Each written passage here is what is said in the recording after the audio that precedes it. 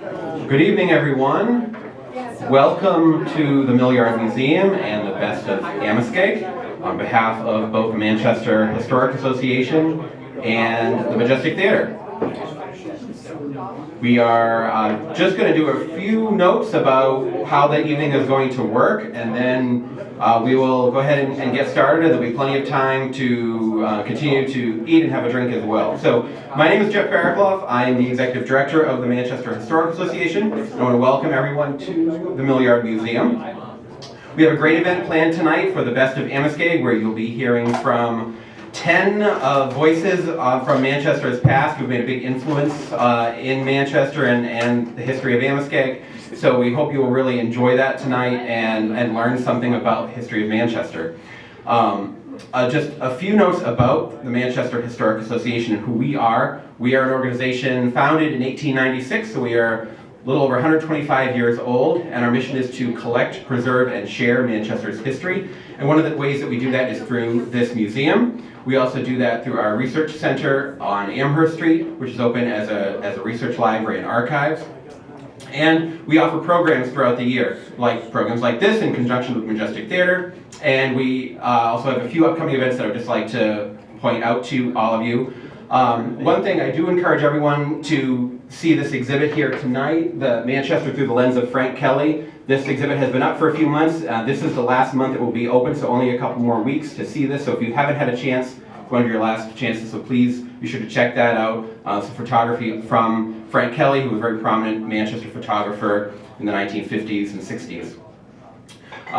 Following this exhibit, we'll be opening a new exhibit on April 20th in conjunction with our annual meeting. That is about the artwork of Henry Herrick, who was a very prominent artist and watercolorist from Manchester in the 1800s. So we have a really extensive collection of his works that we'll be showcasing as part of that.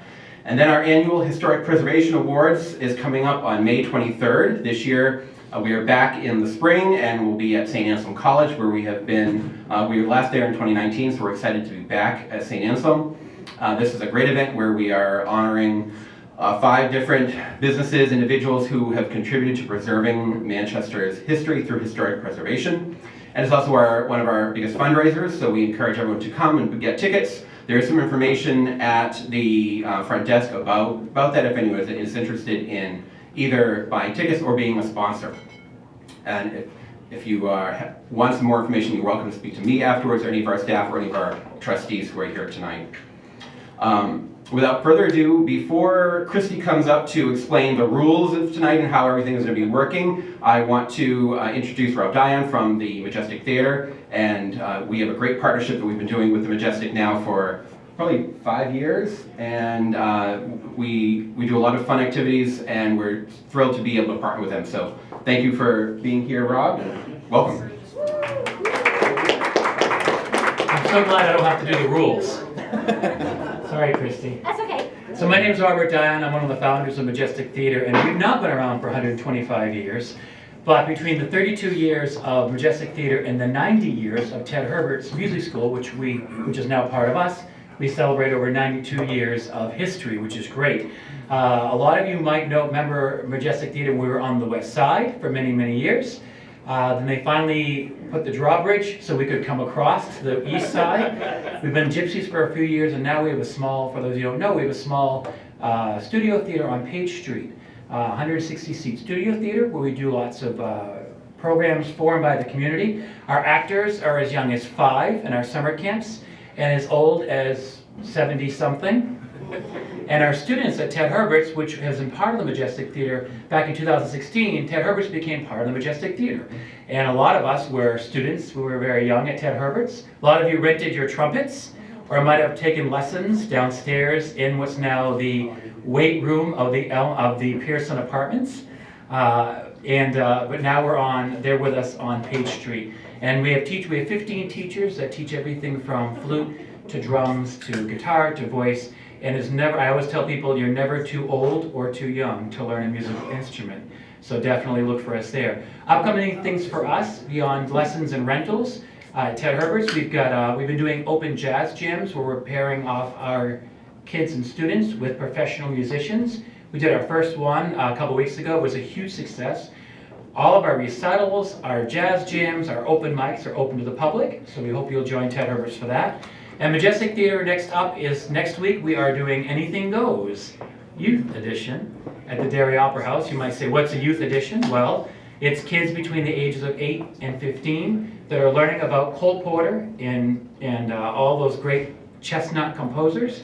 And they're doing the musical Anything Goes. It has been watered down for the kids, so no worries. So check that out. And our next show at the Studio Theater is the murder mystery Death by Design, which is a lot of fun, and that's happening in April. So you can go to our website, so we have information on the tables as well. And we hope that you'll join us on Page Street or in Derry. And now, the rules. Thank you. All right. Thank you so much for joining us tonight. For those of you who don't know me, my name is Christy Ellsworth. I'm the Director of Education here at the Millyard Museum through the Manchester Historic Association, and I give the rules every day.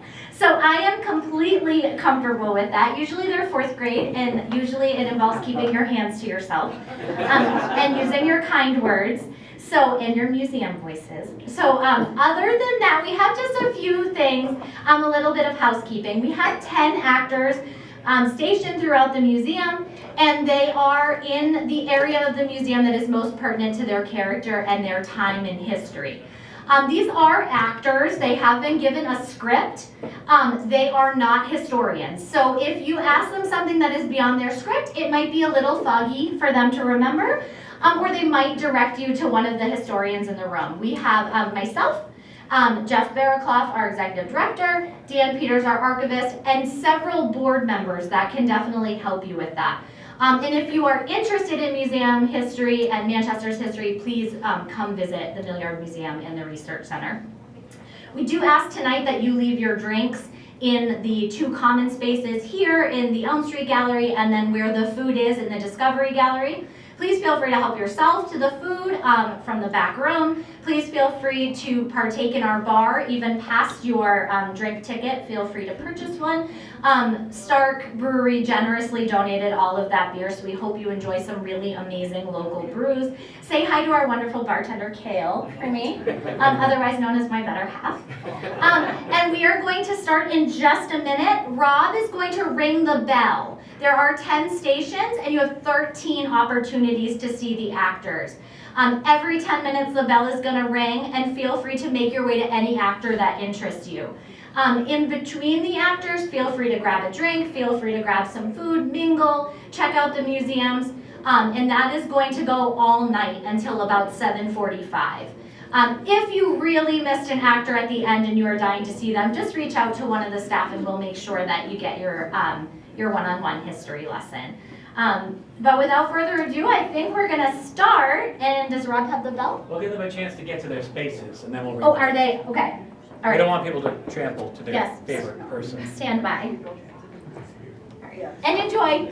So you can move to any of the actors you want. We'll start in just a minute. Good evening. I'm Chief Passaconaway. The native people of this region were the Abenakis, of the Algonquin language group. They were remnants of the Pennacook Federation, made up of tribes from southern New Hampshire, northern Massachusetts, and southern Maine. Chief of the Pennacook, right here. He was the chief of the Pennacook in the 1500s and 1600s, and that was Passaconaway, who was an important influence in the Merrimack River Valley. Known as Child of the Bear, Chief Passaconaway made his home on the east bluff of Amoskeag Falls. He served the spiritual needs of his people as a tribal shaman and eventually became known as a Bashaba, or chief of chiefs, of the multi-tribal confederation that drew together as mutual protection against the Mohawk Nation. According to legend and folklore, he possessed magical powers, such as the ability to make water burn and trees and rocks dance and create thunderstorms. Later in his life, he converted to Christianity after meeting Puritan missionary John Eliot, known as the Apostle to the Indians. On one occasion, Passaconaway invited Eliot to Amoskeag Falls to live among his people and teach them. After Passaconaway's death, his empire was handed down to his son, Wanalasit, and then, in turn, his son, Kankamagas. Yes, it does. According to Pennacook legend, one bitter, wintry night, a team of 24 gigantic white wolves came to the door of Passaconaway's lodge, pulling a majestic sled. Knowing that the time was at hand, the aged chief bid his people farewell and mounted the sled covered in a bearskin robe. The howling team crossed frozen fields and lakes and forests, on into the mountains and over the peaks until they had borne him to the highest summit of all, Ajishur, otherwise known as Mount Washington today.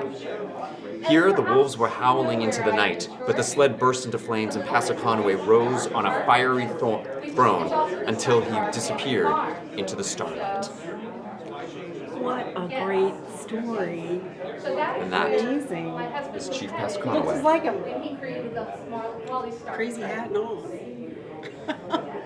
Amazing. We don't have Taylor hanging in. Good evening, folks. You can wander someplace else if you want. Okay, here we go. So my name is John Stark, as Molly lets you know. And I was born in Londonderry, New Hampshire, the site that is now in Derry, in 1728. My father, Archibald Stark, was born in Glasgow, Scotland, to parents who were from Wiltshire, England. My father moved to Derryfield, now Manchester, New Hampshire, when I was 8, and I lived here for the rest of my life. I married Elizabeth Molly Page, and we had, did she tell you how many children we had? How many? 11. I concur. We have 11 kids. On April 28th, I bet she didn't tell you this part though. On April 28th, 1752, while on a hunting and trapping trip along the Baker River, a tributary of the Pemigewasset River, I was captured by Abenaki warriors and brought back to Canada, but not before warning my brother to paddle away in his canoe. While a prisoner of the Abenaki, my fellow prisoner Amos Eastman and I were made to run a gauntlet of warriors armed with sticks. Well, I grabbed the stick from the first warrior's hand and proceeded to attack him, taking the rest of the warriors by surprise. The chief was so impressed by this heroic act that I was adopted into the tribe. The following spring, a government agent sent from the province of Massachusetts Bay to work on the exchange of prisoners paid my ransom of 103 Spanish dollars, and I returned to New Hampshire safely. From 1754 to 1759, I served in the French and Indian War with Rogers Rangers, first as lieutenant and later as a captain. Made a colonel at the outbreak of the American Revolution. I fought at Bunker Hill, in the invasion of Canada, and in New Jersey on June 17th, 1775. In March of 1777, I resigned my commission, but when Burgoyne invaded New York, I was made Brigadier General of Militia. On August 16th, my hastily raised troops attacked and defeated British and Hessian detachments at the Battle of Bennington, Vermont. I was thereupon raised to the rank of Brigadier General in the Continental Army. I helped force the surrender of Burgoyne at Saratoga, New York in October of 1777, and soon after served in Rhode Island and at the Battle of Springfield, New Jersey. The same year, I was a member of the court-martial that condemned Major John Andre, who served as a British spy. September of 1783, I was made Major General. After serving with distinction throughout the rest of the war, I retired to my farm in Derryfield, renamed Manchester, in 1810, where I died March 8th, 1822, at the age of 94. It has been said that of all the Revolutionary War generals, I was the only true Cincinnatus because I truly retired from public life at the end of the war. In 1809, a group of Bennington veterans gathered to commemorate the battle. At the age of 81, I was not well enough to travel, but I sent a letter to my comrades which closed, "Live, free, or die. Death is not the worst of evils. The motto, "Live Free or Die," became the New Hampshire state motto in 1945. John Stark. Very neat. Thank you, everyone. Amazing how old you are. I know. And back then, Reading a little bit there. Yes. He mortgaged his land to pay for the troops. Yeah, it sounds like, and then even, yeah. So that's pretty dedicated. Right. Think about the amount of money that I had to pay to be able to raise an army, because it wasn't like the government was paying for it then. Right. And it was truly militias that were like self-funded. Yeah. No. Indians, I kind of miss. It was just, I think it was from Somerton next spring. Oh, okay. Yeah. April. So it was from April until, and then I was freed the following spring. So probably just shy of a year and a half. Now, the only part that really confuses me is when I was off doing all these things, how did Molly have 11 children? Well, that's what I'm thinking. It took you that long to catch on, huh? They should put you first, so then we can ask Molly all the Right. And all she would get is a little twinkle in her eye. And move on. Yeah. Oh, whatever. Think of all the things he did. So she was at home with 11 kids. Right. Although I don't think she was just sitting around. No. Go by your house all the time. Well,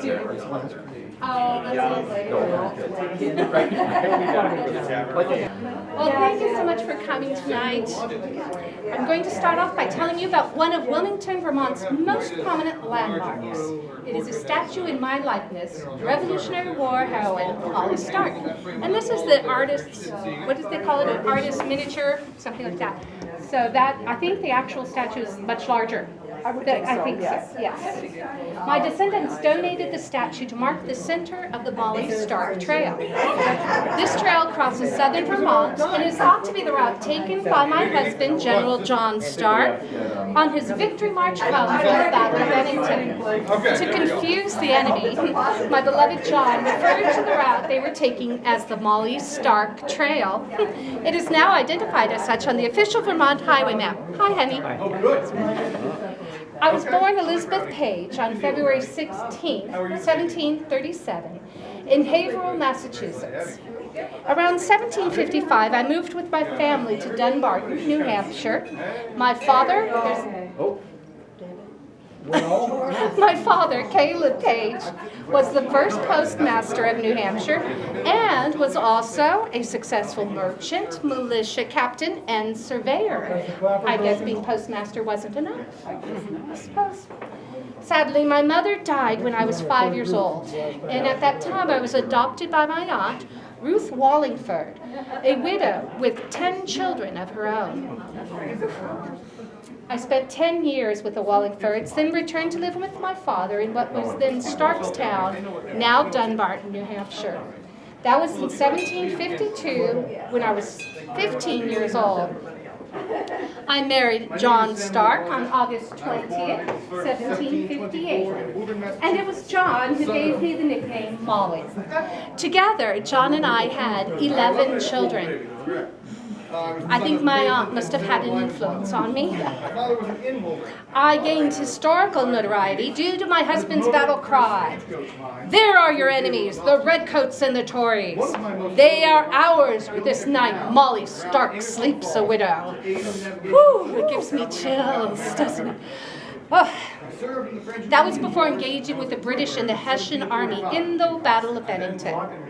I am also known for my success as a nurse to my husband's troops during a smallpox epidemic and for opening our home as a hospital during the war. In late November 1778, I petitioned the New Hampshire court praying for leave to inoculate myself and family for the smallpox. But my request was denied by authorities who feared that it could spread the disease. I died on June 29, 1814, and am interred here in Manchester, New Hampshire. Thank you very much. I believe so. I don't remember being being traumatized. I would also like to add that my husband passed away 8 years later. 8 years. He must have been pining, right? No. No, that's why he's still here. But and this, here's a locket with a lock of hair, and it is engraved Elizabeth Stark. It is believed to have been carried by my husband in those 8 years as a memorial to me after I had passed away. And here on the right is a remnant from our my wedding dress. Here I met repeated failure. Thank you. I did return from the dead once before to go to a place called Stark Park. Have you heard of Stark Park? Yes. And there is a cannon which was given to me by my husband.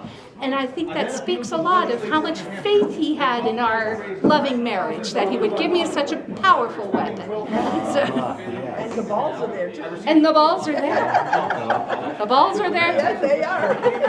Now, were you supposed to protect the farm when he was gone? Which is why I have a baby in my arm and a gun in my hand.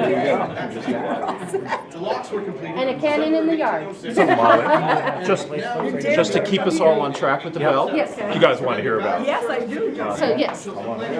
My name is Samuel Blodgett, and I was born April 1st, 1724 in Woburn, Massachusetts, son of Caleb and Sarah Wyman Blodgett. My father was an inn holder, moderator of proprietors' meetings, and the promoter of the first stagecoach line between Haverhill and Boston. One of my most notable accomplishments was the building of a canal around Amoskeag Falls to aid in the navigation of ships traveling up and down the Merrimack River. I served in the French and Indian Wars and was at Louisburg in 1745. I then bought and worked a farm in Goffstown for a short time before returning to the Army as sutler to the New Hampshire Regiment, seeing action at Fort William Henry in 1757. Shortly after this, I successfully engaged in general merchandising in Boston, later manufacturing potash and pearl ash. I continuously expanded my activities, establishing stores for my employees in the surrounding areas, purchasing lands and timber, and erecting sawmills. My lumber was sold in Haverhill and Newbury, and my potash and furs in London, where I had profitable business arrangements with Sir William Baker. In 1769, I moved with my family from Boston to Goffstown to be more conveniently located for business. It was here that I was prominent in the community and was given the first appointment of Justice of the Inferior Court of the County of Hillsborough. About this time, I began to consider the construction of a canal around the Amoskeag Falls of the Merrimack to more conveniently connect my timberlands with the markets. But then the revolutionary cause attracted me, and in 1775 I joined General Sullivan's brigade as a sutler, remaining with it until the Army left Boston. Returning to Amoskeag in my plans for the canal, I commenced actual construction on May 2nd, 1794. The work progressed rapidly to the point of the building of the locks, for which I had an original design. Here I met repeated failure, and in 1799 an unusually high freshet carried off the locks and ruined the work of 5 years. In 1798 I obtained a charter, and after agreeing to adopt a proven type of lock, I was able to sell stock to raise funds. I then appealed to the legislature of New Hampshire and was authorized to raise $9,000 by lottery, but after expending $12,000 and failing to complete the canal, I received another lottery grant of $12,000, with the managers of which I became involved in such a legal tangle that the project would have failed had not the Massachusetts legislature now aided me with lottery grants in that state. The locks were completed in December of 1806, and the canal was officially opened on May Day, 1807. To render valuable service to the community until supplanted by the railroad many years later in 1842. I died September 1st, 1807 at Derryfield, Massachusetts. Quite industrious. Indeed. You can see a diorama of the canal here in its later years, after years of uselessness from the building of the railroad. This was circa 1870.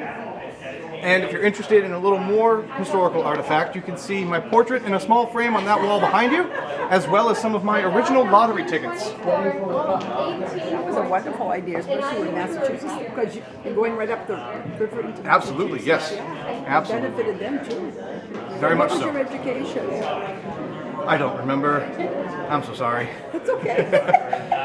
I know you don't know everything. You don't know everything. I know he can't give back just for this. I didn't win. I put the lottery on. Oh, okay. I missed that.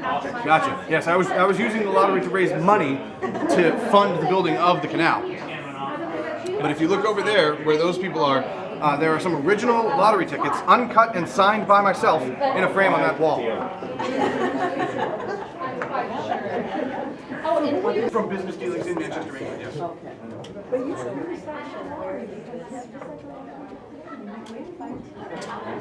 Exactly. That was the idea, I'm sorry. That is all I've got for you this evening, folks. Thank you very much. Feel free to browse and learn some more. Love your outfit. Hey, thank you so much. Oh, absolutely, yes. There's some more information on the first here. Project on Samuel Blodgett.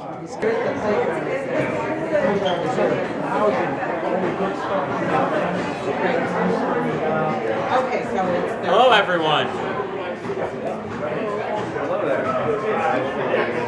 Thank you all so much for being here tonight. I hope you're enjoying yourselves so far.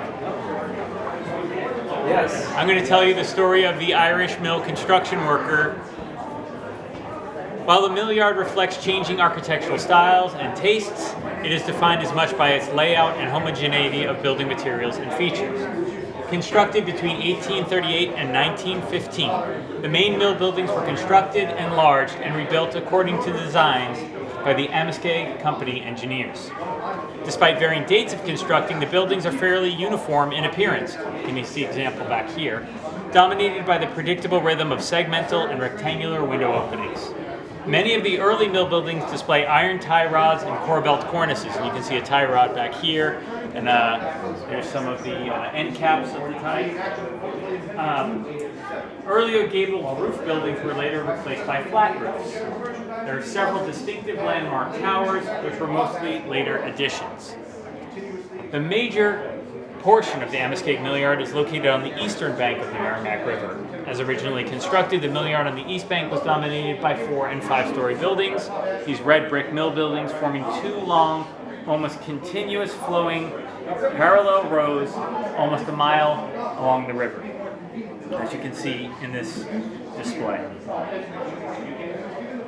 They were located between the mills and Canal Street. Rather than being laid out in a long straight alignment, the layout incorporated a gentle curve of the river. As described by Randolph Langenbach in 1968, the dense and continuous mass of red brick buildings flow together into a uniform and organic whole.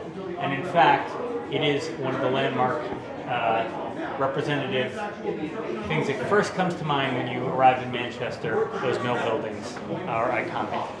Between Granite Street and Langdon Street, the Millyard was a planned, closed industrial space, walled on the east by the Upper Canal and its buildings, on the west by the river, and on the north and south by high iron fencing. Over the years, a total of 9 bridges were constructed by the Amoskeag to cross the Upper Canal, with 15 bridges spanning the Lower Canal. 35 overhead bridges ran from mill to mill, allowing products of one mill or room to be transported to another, while avoiding the cost of trucking the material and also protecting you from the elements. Development on the west bank of the river occurred somewhat later than that on the east side, beginning in the 1870s, rather than the 1830s. The siting of the buildings on the west side is less dense in nature, as the buildings were no longer dependent on canals for water power. Other sources of power were then available, and they didn't have to densely pack the buildings the way they had in the 1830s. At its peak in the 1910s, the Amoskeag Manufacturing Company included more than 30, actually a total of 36 mill buildings, as you can see in this diagram, and a wide variety of support structures. Today, 18 major mill buildings still survive, as well as a few of the cotton warehouses, picker houses, and other structures used by the company. This was, for southern New Hampshire, the place through which everything flowed for many, many years, almost 100 years. And the Amoskeag engineers really had a brilliant design that helped to create manufacturing flow, from Nashua to Manchester up to Concord and beyond. The Amoskeag engineers, through the work of the construction workers over 80 years of building these buildings, created this amazing landmark that we're looking at today. So I hope you enjoy the rest of your evening. Thank you so much for joining us and supporting the museum and our theater. Thank you. Please feel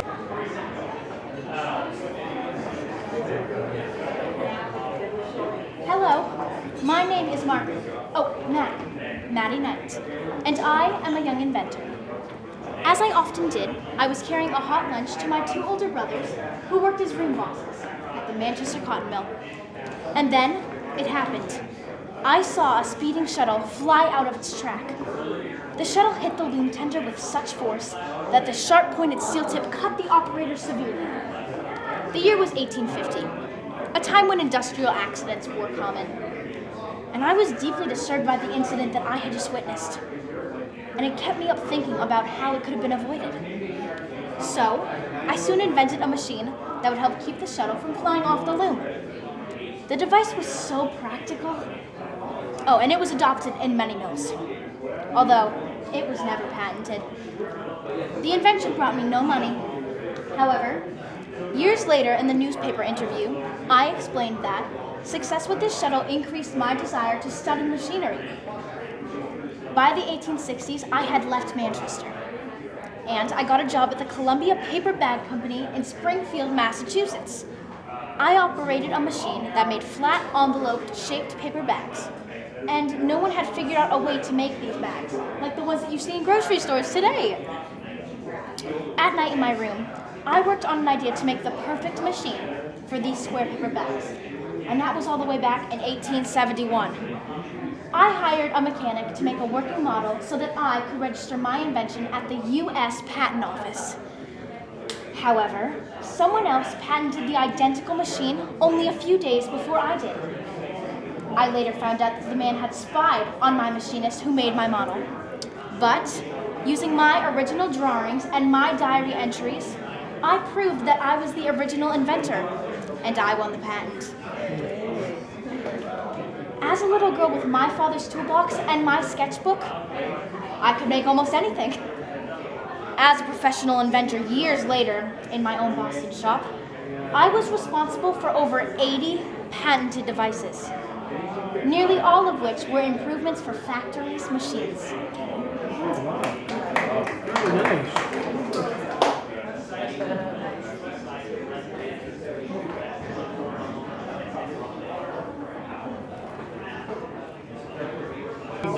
This is My parents, that's I was a young boy. You guys can feel free to come around as close as you feel comfortable. It gets a little loud, so whatever your comfort level is. You're welcome. At the Amoskeag manufacturing. The Amoskeag Manufacturing Company grew to become one of the largest textile manufacturers in the world in the early 20th century.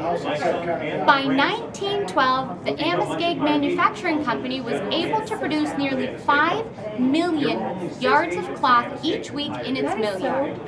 At a 6-day work week, this amounts to around 470 miles of cloth being produced every day in Manchester. That is the distance from here to Washington, D.C. Compare this to a colonial weaver who could only produce about 6 yards of shirting in a day. The amount of product coming out of these mills was astonishing, and it made Amoskeag a global name in textile production. The company made many household woven products such as ticking and sheeting. However, they also had a tremendous success with dress goods. Gingham, one of the most popular fashion of the time, was a profitable market, one that Amoskeag made sure to get into. Around 1873, Amoskeag had a chance to enter another dress good market. Levi Strauss and partner Jacob Davis got a patent for riveted waist coveralls, or what we more commonly know today as jeans. The pair were looking for the best denim in the U.S. and they found it here in Manchester. The Amoskeag Manufacturing Company was hired to make the denim for the first Levi overalls, or jeans, that were ever produced. Isn't that cool? Yeah. As close as you want, as close as you're comfortable with. I'm Ezekiel Straw, and I was born in 1819. My family moved to Lowell, Massachusetts when I was a young boy, as my father went to work for the Appleton Manufacturing Company. I got a temporary job as a substitute for an ill civil engineer after studying mathematics at Phillips Andover Academy. I got the job at the Amoskeag Manufacturing Company in Manchester in the summer of 1838 when I was 18 years old. Not only would the job become permanent, but myself, my son, and my grandson would become much admired agents, also known as general managers, of the Amoskeag mills. There were only 6 agents in Amoskeag's entire history. I was named agent of the Amoskeag Manufacturing Company in 1851 at the age of 32. And even though I was credited with the company's success, I generously credit the many others who have also contributed. In the early days, the New England mill owners cared about the well-being of their workforce, the young men and women from the farms of New Hampshire and Vermont. So did I, their employee. I set the pattern for corporate paternalism. One of my endeavors was to lay out lots and streets for our new mill city, which included company-owned housing, schools, parks, and the city library. I also helped build Manchester's dams and canals and established the New Hampshire Fire Insurance Company. When the Civil War broke out, most of Manchester's textile mills shut down because cotton wasn't available. I kept the machine shop open, so at least some of the employees had money coming in, and I replaced mechanics who went to war with older workers who wouldn't be called up. After the war, I traveled to England and Scotland to figure out the machinery and methods necessary to make gingham fabric, which Amoskeag introduced to the United States. Previously, Amoskeag made coarse cloth like denim and flannel, but I wanted to produce a more profitable textile. I was aided by expert Scottish dyer masters and weavers, who I brought to Manchester. By the turn of the century, gingham was the Amoskeag's biggest selling product, providing employment for thousands of people. Bringing James Reed from Glasgow to oversee dye operations was the reason for Amoskeag's success in producing gingham. My employees like to tell stories about me, such as the time during the 1860 presidential campaign when I gave Abraham Lincoln a tour of an Amoskeag mill. When I introduced the candidate to the workers, one of them hesitated to shake his hand, saying it was dirty from his work. I listened as President Lincoln said, "Young man, the hand of honest toil is never too grimy for Abe Lincoln to grasp." In 1859, I ran for state representative as a Republican and later went on to become a 2-term governor of New Hampshire. I'm considered a first citizen of Manchester and even left my mark on the seacoast. In 1872, I built the first summer house on an outcropping of land north of Rye Beach, now known as Lock Point. In September of 1871, I held a great clam bake in honor of my sister-in-law, and it has been called Straw's Point forever after. And they had on-site a store so that the women didn't have to go too far. There was a company store right there. Had a den mother, if you will, who took care of everything and made sure the girls were safe. Yes, and they even had some of the locations had childcare. So some of them had. In March of 1860, Lincoln spoke. Well, good evening. I am Nehemiah S. Bean, and I am credited with being the designer and builder of the Amoskeag steam fire engine. In 1847, I established a connection with the Amoskeag Company's machine shop as overseer of the pattern room. In 1850, I became superintendent of the locomotive department, a position that I held until 1854 when I moved back down to Lawrence, Massachusetts. But then in 1858, I returned to Manchester and resumed my position with the Amoskeag. I was first constructor of a steam fire engine in New England. And you see, I was a locomotive mechanic or locomotive machinist in Manchester and a member of a hand tub company. A hand tub is one of those machines right there, a manually hand pumped fire engine. I worked on the brakes, and it was at that point that I came up with the idea that, well, there must be a better way to pump water. So in the winter of 1857 into the spring of 1858, I invented a successful steam fire engine. I conceived the idea of the invention while working on the brakes. I communicated with Thomas Scott, a fellow workman down in Lawrence, and after hard and patient work, we finally produced the first steam fire engine ever built in New England. This despite neither of us ever having seen or operated one. On July 4th, 1859, the Amoskeag No. 1 first steam engine I designed was put on trial, which, after withstanding several very severe tests, was sold to the city of Boston for $3,500, which is about $126,000 in today's dollars, which is pretty cheap for a fire engine. Yeah, it sounds like, yeah. I took out 6 patents on my invention, the second in importance being about the pumps and the boilers. I then arranged with the Amoskeag Manufacturing Company to manufacture these fire engines, and I superintended the building of some 600 fire engines over the next 20 years. These engines were sold all over the world, as far away as Japan or South America.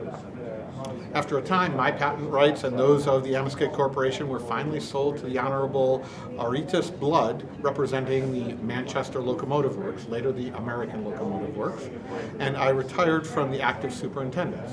My nephew took over the position. For rapidity in getting up ahead of steam and maintaining steam, and for general excellence in other aspects, the Amoskeag, or Bean engine, enjoys a very high reputation. I'm a very large owner of real estate in Manchester as well, and considered one of its oldest, most substantial, and most successful citizens. I was known to be excellent in judgment, unflagging in my industry, and most thorough in integrity. I'm a master of my business, and I devote myself to it without reservation. But outside of business, I had little ambition, no desire for notoriety. I did not aspire to any political office, did not wish to be in front of any political affairs whatsoever. I lived plainly and quietly, best known in connection with the steam fire engine that I developed, and which has contributed largely to the business and reputation of Manchester. Thank you. Devoted yourself to work. Yeah, well, my father died when I was young, and I spent my youth with shakers and cancers. So you can recognize a lot of fire and pressure. And he's like, well, water would come out. I was like, yes. He's like, but there was fire. Someone else commented, and you can't think of anything named after him. And that was this thing, Fusion Foundation, which is Fire to go to a fire. Norwood. Who's a very successful banker, apparently head of the Amoskeag Bank. And he started a charitable foundation, but you won't find buildings or other ostentatious things named after him, because he just wasn't that kind of a Wasn't that kind of person. So he did have a family. Yeah, he married twice. His first wife died when she was about 50, and then he remarried, and it was with his second wife, Rumika, I don't know if I'm pronouncing that right, that he had his only son. Just one son. And he was 55 at the time, she was 38, both of which are pretty old to have kids in the mid-1800s. Especially, in the 1800s. But I think at that time, if it happened, it happened. Yeah, you know? That's true too. Interesting. I remember that name. Yeah. Beautiful. Yeah, it is. Hello, I'd like to introduce myself. My name is Frederick Smith, and I came to Manchester in 1839. I worked as a clerk at a merchandise store on Elm Street, and I quickly bought into that business, so I would say I was pretty business savvy. Years later, I would eventually serve as mayor of Manchester 4 times and governor of the state twice. During my first term as mayor in 1893, I planted a large number of trees on Elm Street and in the parks, which is a pretty good place for them. And street lighting with gas was introduced. Perhaps one of my bravest accomplishments was the establishment of the Free Public Library, when many thought it to be a needless public expense. I was also instrumental in the establishment of the Reform School, now known as the Youth Development Center. In my life, I served as president of the Merrimack River Savings Bank and president of the Concord and Montreal Railroad. In 1854, I built the Smith Block on Elm Street, where in March of 1860, Abraham Lincoln spoke at the beginning of his campaign for the presidency. And in 1867, I built the Willows, a beautiful home overlooking the Amoskeag Falls, where I entertained many notables, foremost including President Rutherford B. Hayes, presidential candidate James G. Blaine, and Chief Justice Salmon P. Chase. In July of 1877, I had the first private telephone in the city of Manchester installed in my home. After my death, my dear wife Marion established the Frederick Smith Institute of Music with an endowment of $250,000 to help serve the young people who are furthering their studies in music. I'm glad that the young people of Manchester today can still benefit from my work so many years later, and that I can continue to play a vital part in my community that I loved so much. And just to my left is the bust of my dear wife, Marion, beautiful lady. The door that belonged to the Willows. Just 2019 they were reunited when And last, a bust that was made of myself and my wife That's quite a story. back in 1879 when I was in Europe at the Paris Exposition.